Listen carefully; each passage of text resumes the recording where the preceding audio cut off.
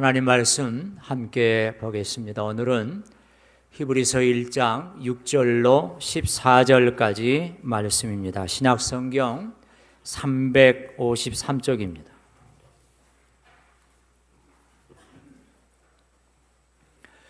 히브리서 1장 6절로 14절까지 말씀입니다. 한 절씩 교독하겠습니다.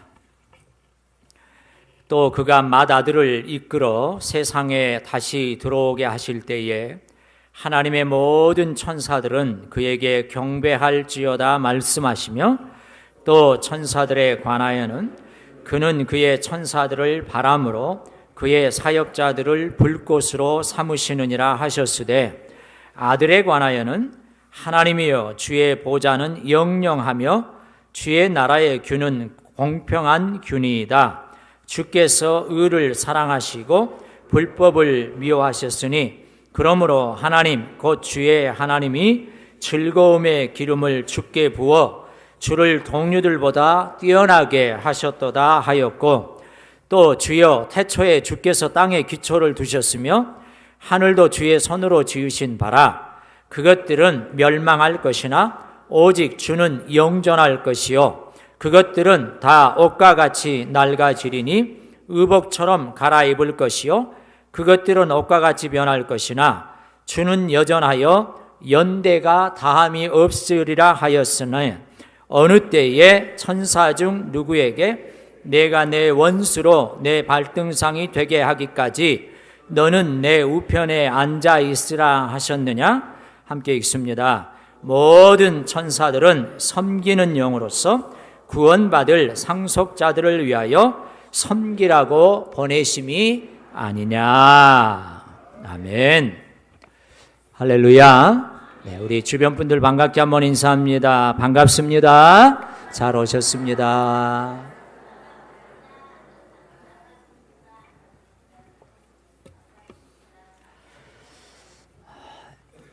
이제 우리는 히브리서 말씀을 보고 있습니다.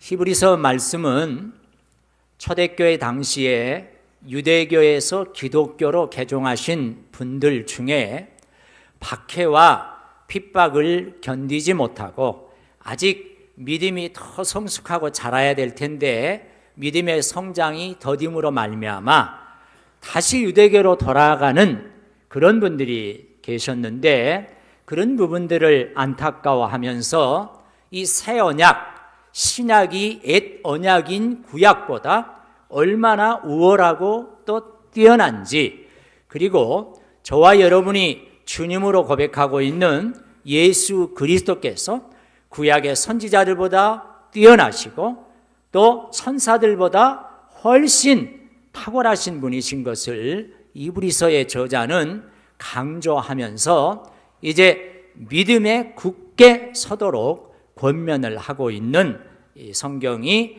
히브리서라고 하는 것을 제가 지난 시간에 말씀을 드렸습니다. 그러면서 지난 시간에는 예수 그리스도, 예수님의 이름이 가지고 있는 능력에 대해서 몇 가지로 말씀을 드렸는데, 우리 예수님의 이름이 가지고 있는 능력 크게 세 가지를 말씀을 드렸어요. 첫 번째는 누구든지 주의 이름을 믿는 자에게는 구원을 얻게 하시는 구원의 능력이 있는 줄 믿습니다. 예수 그리스도 그 이름 외에는 천하 어떤 누구에게도 구원을 받을 만한 다른 이름을 주신 적이 없다는 것입니다. 예수님만이 하나님 아버지께로 가는 유일한 길이 되시고 유일한 진리가 되시고 유일한 생명이 되는 줄 믿습니다. 예수님의 이름을 믿는 자에게는 구원을 은혜로 주시는 그런 능력이 이 이름에 있다는 것입니다. 두 번째는 나사렛 예수 그리스도의 이름으로 명하면 어떤 질병도 치유받는 치유의 능력이 있다는 것입니다. 사도 베드로와 요한이 성전에 기도하러 올라갈 때에 그 성전 문 앞에 안진뱅이, 구걸하는 안진뱅이가 있었는데, 이 사람이 두 사도에게 뭔가를 좀 얻어볼까 하고 쳐다볼 때에 은과 금은 내게 없거니와 내게 있는 것으로 내게 주노니 나사렛 예수 그리스도의 이름으로 일어나 걸으라. 그랬을 때 예수님의 이름으로 일어나고 걷고 뛰게 되는 놀라운 역사를 우리가 기억하고 있습니다. 예수님의 이름에 치유의 능력이 있는 줄 믿습니다. 마지막으로 예수님의 이름의 능력에는 사탄의 권세를 멸하는 능력이 있다 하는 것입니다. 예수님의 이름으로 선언하면 귀신들이 도망가는 그런 역사들이 일어나고 있다고 하는 것을 제가 지난 시간에 말씀을 드렸습니다. 이제 오늘 본문에서는 그리스도와 천사들을 비교하면서 그리스도의 우월성을 증명하고 있다 하는 것입니다. 오늘 본문 6절로 14절에서는 그리스도와 천사들을 비교하면서 그리스도가 얼마나 우월하신지 그 우월성을 증명하는 본문이 오늘 본문이라는 것입니다. 그런데 이 히브리서를 기록한 저자가 그리스도이신 예수님께서 천사들보다 훨씬 더 뛰어나신데 내가 경험해 보니까 그러더라 이렇게 말하지 않고 그 근거로 구약 성경을 제시를 하고 있습니다. 특별히 오늘 본문에서는 7개의 구약 성경 구절들을 인용을 하고 있습니다. 4절부터 시작된 천사와 아들의 비교가 구약 성경의 인용을 통해서 계속 이어지는 것이 오늘 본문입니다. 인용된 구약 성경의 모든 구절들, 특별히 7개의 구절들은 천사와 아들인 그리스도를 비교하고 있다는 것입니다. 천사와 비교할 때 아들이 우월한 위치에 있음을 성경 말씀을 근거로 해서 확증하고 있다는 것을 우리가 알아야 합니다. 여러분, 그러면 왜 그리스도이신 예수님과 천사를 자꾸 비교하려고 할까? 그 이유는 여기에 있습니다. 구약시대에 또 이 신약 초창기에 보면 천사는 언제나 인간의 동경의 대상이었습니다. 여러분, 우리도 가끔 천사는 어떻게 생겼을까? 또 천사를 좀 보고 싶다. 그런 생각도 드신 분들이 있을 텐데 천사는 언제나 인간의 동경의 대상이었어요. 왜? 인간의 한계를 뛰어넘는 영적인 존재들이었기 때문에 이 천사는 인간에게 늘 동경의 대상이었습니다. 눈에 보이지 않는 영적인 존재라는 것이죠. 우리 인간의 능력을 한계를 뛰어넘는 존재들이었기 때문에 인간은 천사들의 능력을 부러워하면서 수호 천사가 자기를 보호해 주기를 원할 정도로 천사를 높게 여겼습니다. 그러나 그리스도는 이런 천사들과 비교할 수 없을 정도로 뛰어나신 분이신 것을 오늘 히브리서는 이야기를 하고 있습니다. 한 가지 아주 흥미롭고 또 우리의 관심을 끄는 대목은 히브리서에서 예수라고 하는 이름이 처음 등장한 것이 2장 9절에 가서야 처음 등장한다는 거예요. 여러분, 히브리서 2장 9절에 보면 예수라는 이름이 등장을 하는데, 자, 2장 9절 한번 보겠습니다. 주께서 의를 사랑하시고 불법을 미워하셨으니, 아니 히브리서 2장 9절이에요?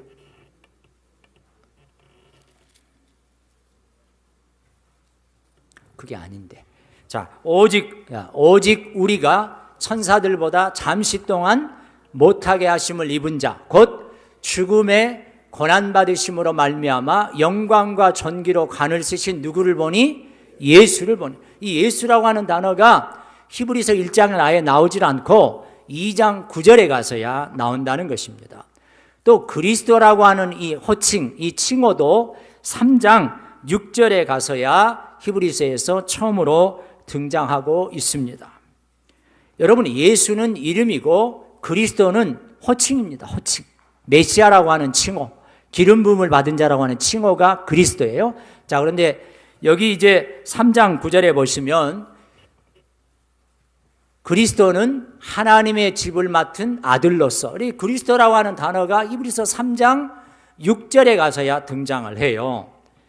그럼 오히려 히브리서가 시작하면서부터 지금 쓰여진 단어는 어떤 단어냐면 예수라고 하는 단어도 아니고 그리스도라고 하는 단어도 아니고 아들이라고 하는 단어가 히브리서 1장의 초반부터 쓰여지고 있다 하는 것입니다. 여러분, 2절을 우리 1장 2절을 보시면 이 모든 날 마지막에는 아들을 통하여 우리에게 말씀하셨으니 그랬어요. 그러니까 히브리서에 시작하면서 1장부터 예수라는 이름도 쓰여지지 않고 그리스도라고 하는 이름도 쓰여지지 않고 어떤 단어가 쓰였다고요?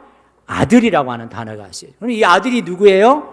예수님을 가리키는 단어죠. 그래서 예수 혹은 그리스도 이런 단어보다는 아들이란 단어가 먼저 쓰여지고 있다는 거예요. 그래서 오늘 본문 6절에도 보시면 무슨 아들로 나와 있어요?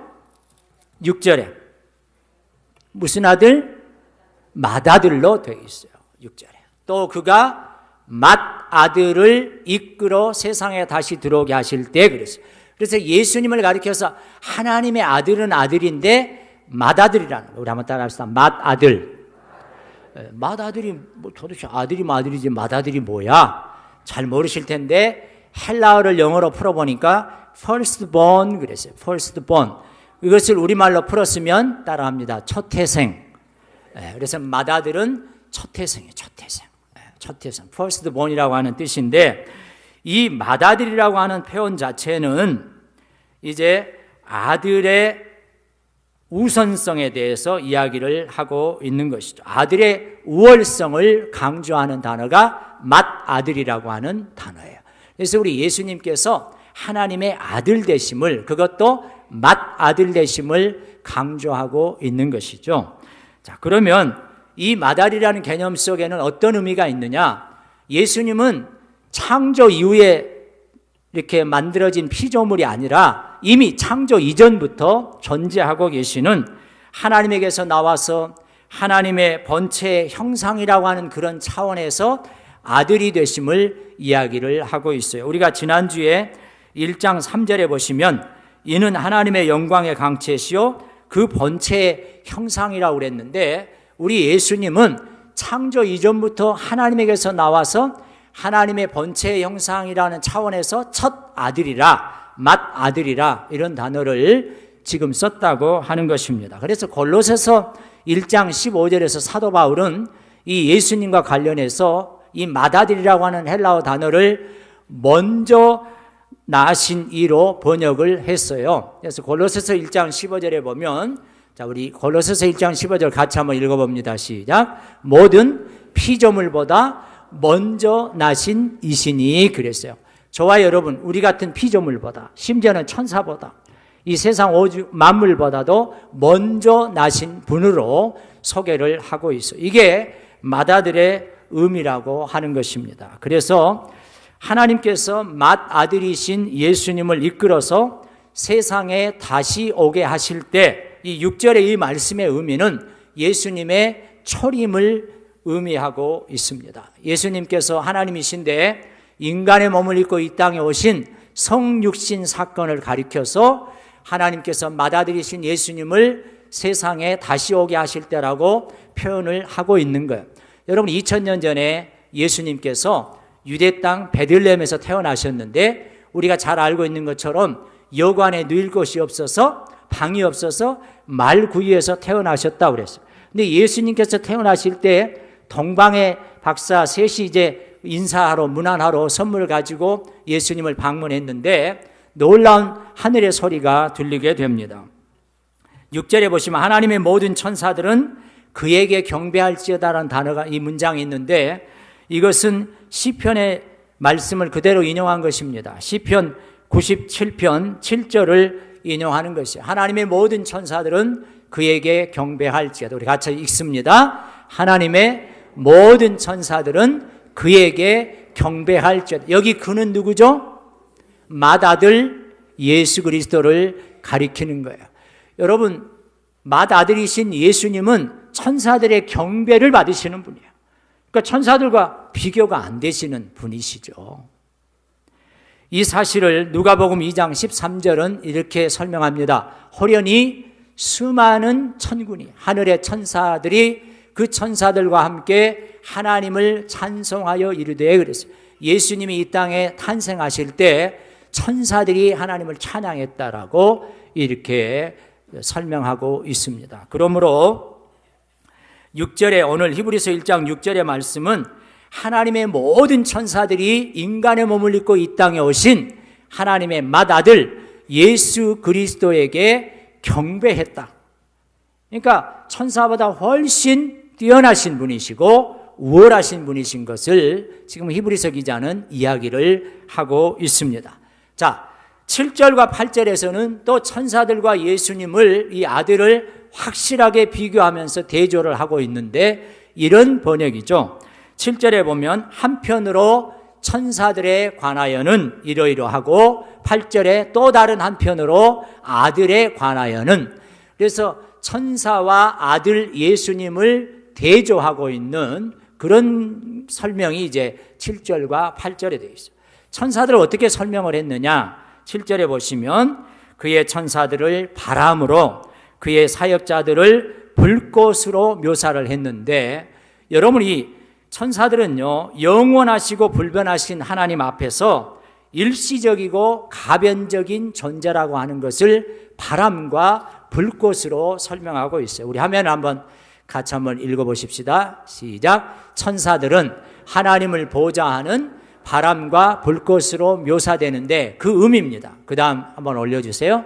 자, 그것의 의미는 뭐냐? 자, 그 다음은요. 자, 따라합니다. 같이 읽습니다. 시작. 영원하시고 불변하신 하나님 앞에 천사들은 일시적이고 가변적인 존재라는 것을 강조한다. 여러분, 영원하시고 불변하신 하나님이 누구시죠? 예수님이라는 거예요. 아들 예수님은 하나님이시죠.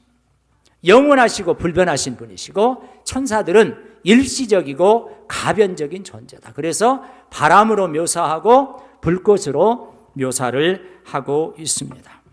자, 아들에 대해서 어떻게 설명합니까? 8절에 보니까 하나님이여 주의 보좌는 그랬어요. 여기 8절과 9절은 시편 45편 6절로 7절 말씀을 인용하고 있는데, 히브리서에서 아주 특별한 점은 이 시편에 나오는 주를 아들이신 그리스도를 가리키는 것으로 해석을 하고 있다는 것입니다. 자, 다시 한번 그래서 보십시다. 아들에 관하여는 하나님이여 주의 보좌는 영영하며 주의 나라의 규는 공평한 규디나 할 때, 아들에 관하여는 하나님이여 예수 그리스도의 보좌는 영영하며 예수 그리스도의 나라의 규는 공평한 균이다. 여기서 말하는 이 주는 전부 그리스도로 번역을 하고 있다 하는 것이죠, 히브리서 기자가. 그래서 9절에도 보시면 주께서 의를 사랑하시고, 즉 그리스도께서 의를 사랑하시고 불법을 미워하셨으니, 그러므로 하나님 곧 그리스도의 하나님이 즐거움의 기름을 예수 그리스도께 부어 예수 그리스도를 동류들보다 뛰어나게 하셨도다. 이렇게 우리가 해석을 할 수 있다는 것입니다. 여러분, 그래서 천사들은 일시적이고 가변적이고, 우리 예수 그리스도 우리의 주님은 영원하시고, 그리고 그는 의를 사랑하시고 불법을 미워하시고 예수 그리스도의 규는 영원하다는 것을, 또 그의 보좌는 영원하다는 것을 오늘 말씀이 설명을 하고 있습니다. 그리고 이제 10절로 12절의 말씀을 보면 시편 102편 25절로 27절을 인용하고 있는데, 이 시편은 원래 고난 중에 있는 성도가 하나님을 향해서 부르짖는 기도가 시편 102편 이 부분입니다. 이 기도문에서는 인생은 덧없이 짧고 하나님은 영원하다고 고백하고 있습니다. 여러분, 10절 오늘 본문을 보시면 주여 태초에 주께서 땅에 기초를 두셨으며, 여기 주가 누구를 가리킨다고요? 10절에 주가 누구라고? 예수 그리스도라고 말씀을 드렸어요. 예수 그리스도께서 땅에 기초를 태초에 두셨고 하늘도 예수님의 손으로 지으신 바라. 이 하늘과 땅은 11절에 보니까 그것들은 멸망할 것이나 오직 주는, 즉 그리스도는 영존할 것이요, 그것들은, 하늘과 땅은 다 옷과 같이 낡아지고 의복처럼 가봐입을 것이지만, 그것들은 옷과 같이 변할 것이지만 주 예수 그리스도는 여전하여 연대가 다함이 없겠다. 이렇게 지금 설명을 하고 있어요. 여러분, 인생은 덧없이 짧고 예수 그리스도 하나님은 영원하다고 고백하고 있습니다.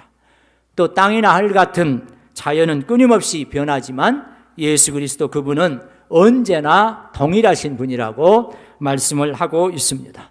모든 피조물은, 천사를 비롯해서 모든 피조물은 오래된 의복처럼 낡아질 것이지만 그러나 예수 그리스도의 통치는 영원할 것을 말씀하고 있습니다. 그래서 이 시편에 등장하는 주는 그리스도이십니다.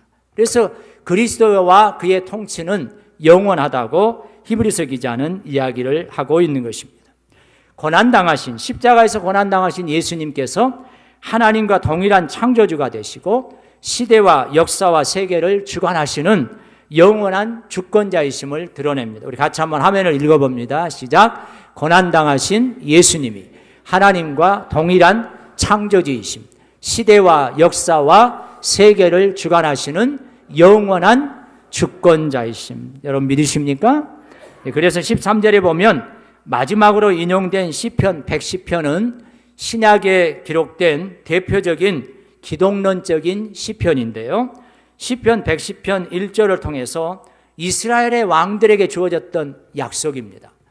여호와께서 내 주에게 말씀하시기를 내가 너의 원수들로 너의 발판이 되게 하기까지 너는 내 오른쪽에 앉아 있으라 하셨도다. 여러분, 이 말씀은 하나님께서 이스라엘의 왕들에게 주신 약속이에요. 적들을 왕의 발 밑에 무릎 꿇게 하겠다는 그런 말씀인데 이걸 이제 예수님에게 적용하고 있는 것입니다. 하나님 보좌 우편에 예수님이 앉아 계시고 그 예수님 앞에 모든 무릎이 꿇게 하는 것. 이것을 오늘 13절의 말씀이 우리에게 전해주고 있습니다. 여러분, 그런데 중요한 것이 이게 있어요. 자, 이제 제가 질문을 던지면 여러분들은 아니요 라고 대답을 하시면 되는데요. 자, 13절, 오늘 본문 13절 한번 띄워주세요. 어느 때에 천사 중 누구에게 내가 내 원수로 내 발등상이 되게 하기까지 너는 내 우편에 앉아 있으라 하셨느냐? 천사 중에 한 명을 뽑아가지고 네가 오늘부터 내 우편에 앉아 있으라고 하신 적이 있습니까? 없습니까? 없다고 대답을 해주시오. 아무튼 아니요. 그런 적이, 따라하세요. 아니요. 그런 적이 없습니다. 여러분, 제가 지난주에 말씀드렸어요. 하나님께서 아들을 삼으실 때 그 수많은 천사들 중에 한 명 나오라 해가지고 네가 오늘부터 내 아들이고 내가 네 아버지가 된다. 이런 적 있어요? 없어요? 없어요. 마찬가지예요. 어느 때 천사 중 누구에게 아버지 하나님께서 내가 내 원수로 내 발등상이 되게 하기까지 너는 내 우편에 앉아 있으라. 그런 적이 있다 없다? 없다는 거죠. 없다는 거죠. 이 약속이 천사들에게는 절대로 주어지지 않았어요. 누구에게만? 아들 예수 그리스도에게만 주어진 약속인 줄 믿습니다. 그래서 하나님 보좌 우편에 누가 앉아 계셔? 아들 예수님이 앉아 계시는 거예요. 그러면 천사들의 역할은 뭐냐? 14절에 천사들의 역할이 나와 있어요. 자, 14절에 보면 천사들의 역할, 모든 천사들은 섬기는 영으로서 구원받을 상속자들을 위하여 섬기라고 보내심이 아니냐 그랬어요. 여러분, 천사들의 역할은 뭐냐면요, 섬기는 영이래요. 그리고 구원받은 상속자들, 저와 여러분과 같은 하나님의 자녀들을 섬기는 역할을 하는 존재가 뭐라고요? 천사예요. 우리 예수님은 섬김을 받으시는 분이시고, 그러니 예수님과 천사는 비교 자체가 불가능한 그런 대상이에요.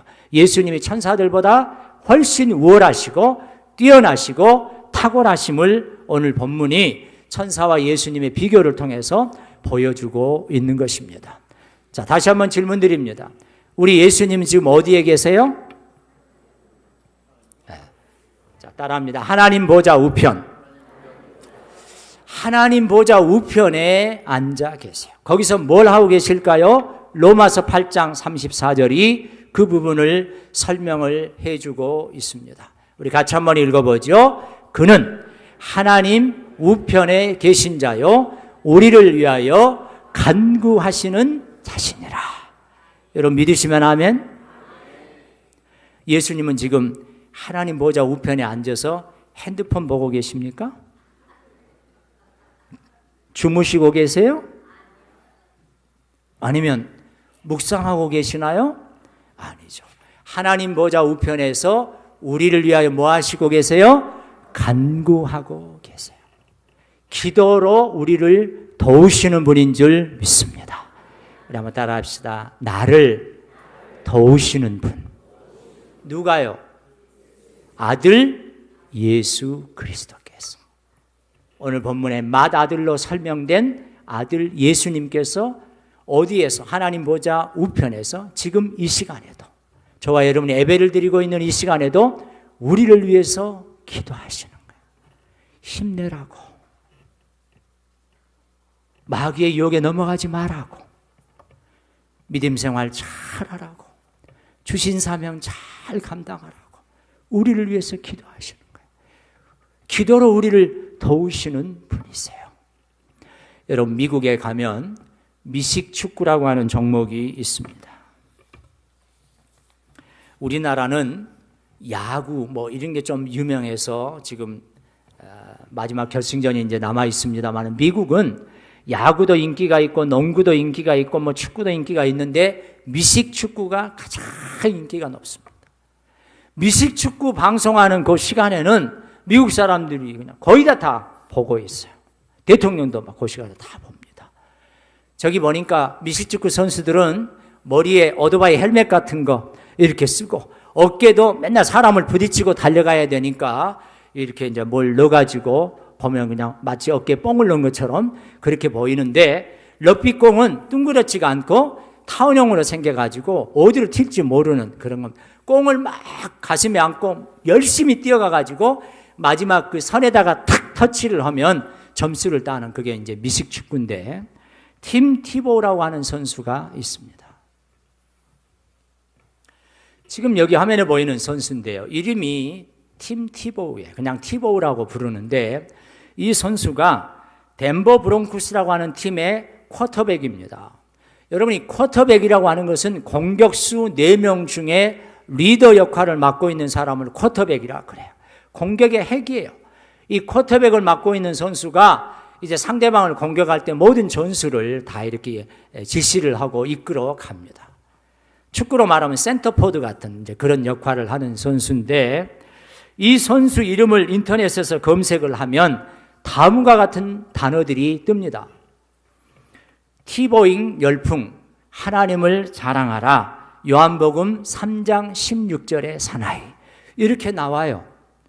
자, 그런데 이 팀 티보우는 필리핀에 선교를 갔던 미국 선교사님의 아들로, 막내 아들로 태어났는데요, 이 티보우의 어머니가 티보우를 임신했을 때 임신 초기에 아메바성 감염에 걸리게 됩니다. 그래서 산모 아이 모두 목숨이 이태로웠는데, 그러니까 낙태하라고, 애를 그냥 지워버리라고 의사가 이야기를 했는데, 이 어머니가 끝까지 자기는 낳겠다고 이렇게 이제 이야기를 하고 낳게 됩니다. 기적적으로 태어나서 이제 건강하게 살아가게 됐는데요, 이 티보우가 고등학교까지 홈스쿨링, 가정에서 공부를 하고 동네 미식축구에서 두각을 나타내기 시작해가지고 대학 선수로 이렇게 이제 선발이 되게 됐습니다. 그리고 프로의 선수가 돼서 2012년, 5년 전인 2012년 1월 8일 날 피츠버그 스틸러스라고 하는 팀과 중요한 경기를 하게 되는데, 이 경기를 이겨야 결승전에 가는 그런 아주 중요한 시합이 있었습니다. 4쿼터까지 치열하게 접전을 벌려서 23대 23이 돼가지고 연장에 들어간 거예요. 그래서 이 연장전에서 불과 연장 시작하자마자 11초 만에 이 티보우라고 하는 선수가 극적으로 역전 터치를 하게 됩니다. 그래서 이 티보우의 팀이 이기게 됐어요. 선수들은 막 좋아가지고 온통 부둥켜 안고 열광을 하면서 펄짝펄짝 뛰고 눈물을 흘리고 막, 그런데 이 티보우는 그 순간에도 자기가 결승점을 찍어놓고도 한 곳에 가서 하나님께 기도하고 있었어요. 그런데 여러분, 이날 놀라운 일이 벌어지는데요, 이 티보우라고 하는 선수가 10번을 공을 패스를 했는데 그 길이가 총 패싱 거리가 316야드. 그리고 이날 경기의 시청률이 31.6%. 여러분, 이 티보우 선수는요, 대학 선수 시절부터 요 눈 밑에다가 햇빛을 좀 이렇게 방어하기 위해서 붙이는 아이 패치를 붙이고 다녔는데 뭐라고 써졌어요? 존 3땡땡16 요한복음 3장 16절을 아예 여기다가 붙이고 다녔어요.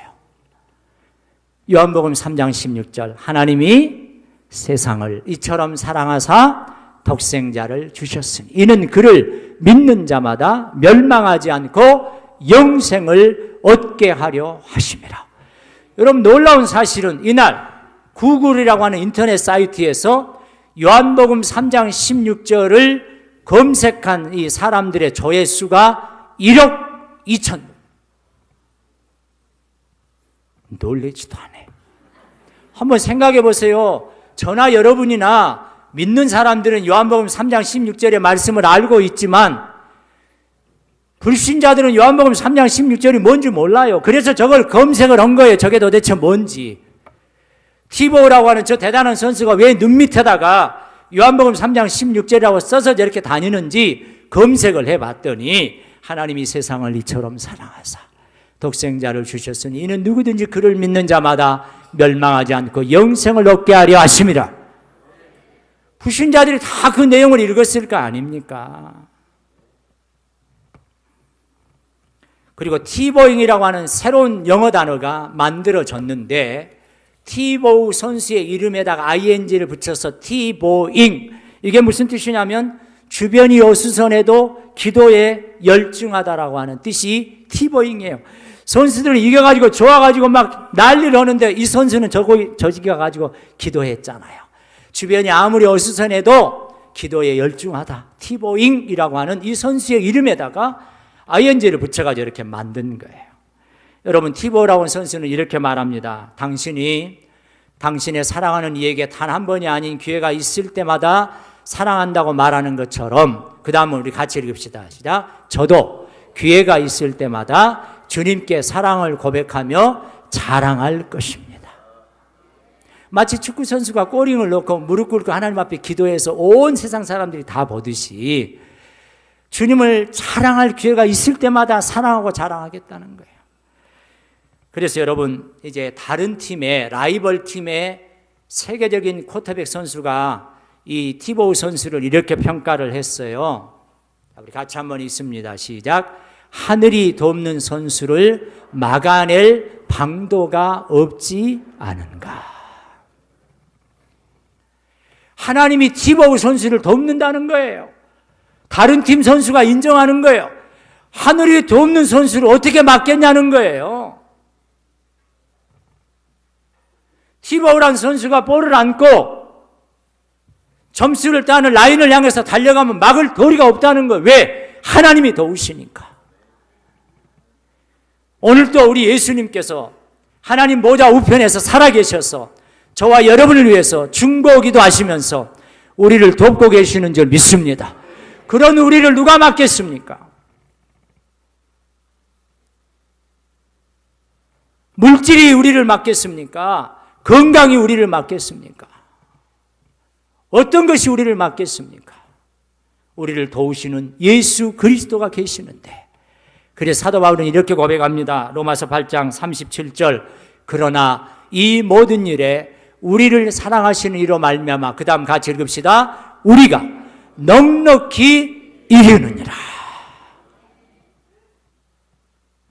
여러분, 오늘도 또 이번 한 주간도 사단 마귀는 저와 여러분을 넘어뜨리기 위해서 때로는 돈 가지고 공격하고, 때로는 질병 가지고 공격하고, 때로는 여러 가지 우울증이나 조울증이나 상황 가지고 공격하고, 때로는 다른 사람들의 말, 또 상처 이런 걸로 우리를 넘어뜨리려고 하겠지만, 이 모든 일에 우리를 사랑하시는 분, 하나님 보좌 우편에서 저와 여러분을 위해서 중보기도 하시면서 우리를 도와주고 계시는 예수 그리스도로 말미암아 넉넉히 충분히 이기게 될 줄 믿습니다, 여러분.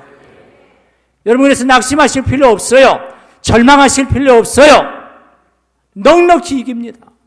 우리는 약하지만 오늘도 하나님 보좌 우편에서 하나님의 아들 예수 그리스도 맏아들 되신 그분께서 우리를 위해서 중보기도 하시고 우리를 도우신다고 하는 사실을 우리가 붙잡는 한 절대로 저와 여러분은 넉넉하게 이기게 될 것입니다. 이 귀한 은혜가 이번 한 주간도 우리 모두에게 있게 되기를 예수님의 이름으로 축원합니다.